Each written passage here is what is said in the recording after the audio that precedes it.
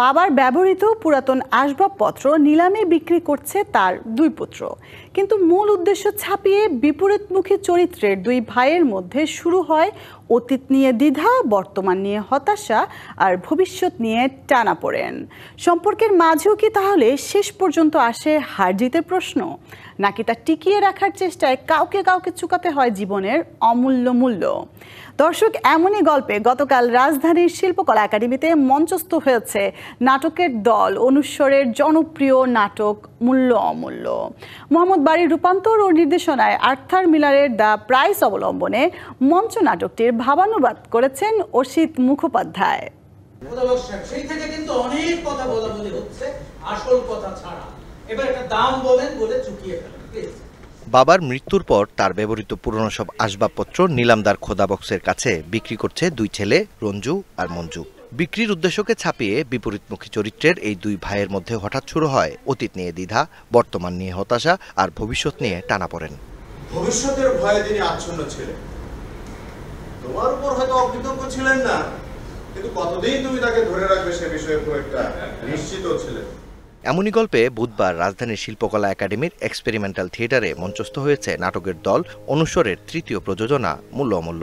মোহাম্মদ বাড়ির রূপান্তর ও নির্দেশনায় যে নাটকে উঠে এসেছে মুনাফাভিত্তিক রাষ্ট্র, সমাজ আর বাজার অর্থনীতির আগ্রাসনে ভেঙে পড়া যৌথ পারিবারিক বোধের চরম মূল্য চোকানোর এক গল্প।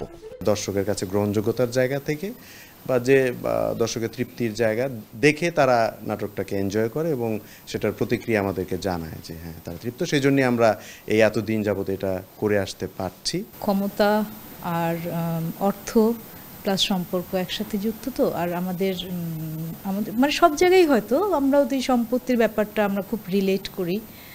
আবার সম্পর্কটাও আছে, ভাই ভাইয়ের সম্পর্ক।